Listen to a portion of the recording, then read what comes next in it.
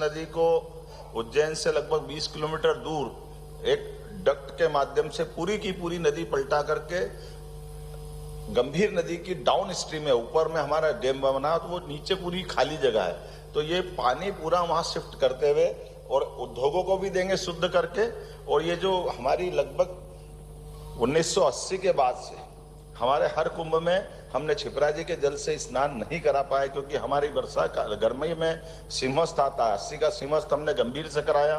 92 का सिंहस्थ हमने गंभीर से कराया, 2004 का सिंहस्थ हमने गंभीर नदी से कराया, 2016 में गंभीर भी कम पड़ गया तो नर्मदा जी से कराया। तो साधु संतों सहित सबकी मांग रहती थी कि हम स्नान करने क्षिप्रा जी में आते और क्षिप्रा जी का जल नहीं मिलता है। मुझे इस बात का संतोष है, हम वो अपना जो अशुद्ध पानी अलग करके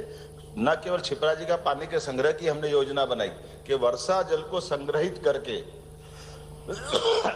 ये भी अच्छा प्रयोग पहली बार कर रहे हैं। सवर खेड़ी डैम के आधार पर वर्षा का पानी क्षिप्रा जी का संग्रहित करेंगे,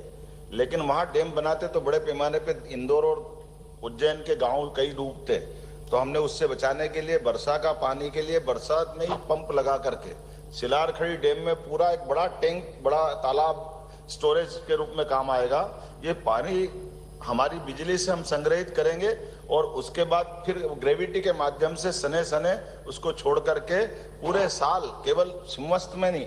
पूरे साल क्षिप्रा जी का जल मिलेगा, ताकि ये जो सबकी भावना का सम्मान भी हो वो सच्चे अर्थों में उज्जैन की इस भाव के आधार पर कि हम अपने धार्मिक स्थलों पर जो मन की भावना रहती है उस पर काम करते हैं। लेकिन और ऐसे गरीब कल्याण के काम आपने ध्यान दिया होगा, 7 दिन के अंदर ही हमने हुकुमचंद मिल पर मजदूरों की राशि लौटा करके जो बड़े पैमाने पर 4800 से ज्यादा श्रमिक परिवार के 224 करोड़ का भुगतान किया था,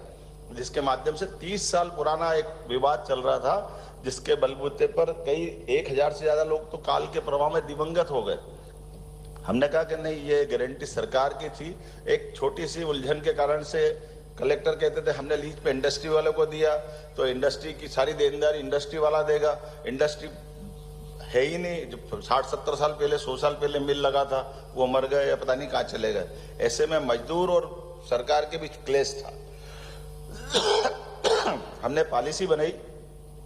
पूरे प्रदेश के अंदर ऐसे कोई भी उलझे हुए मसले जिन पे मजदूर और सरकार के बीच में लैंड को लेकर दिक्कत है, तो हमने कहा ये लैंड सरकार ले लेगी, लेकिन 200 करोड़ 300 करोड़ 400 इसके बलबूते पर न केवल हुकुमचंद मिल, बल्कि इस मॉडल पे पहले हमने उज्जैन में विनोद विमल मिल का समाधान किया था। अब बताइए 224 करोड़ कुल देना था हुकुमचंद मिल वालों को,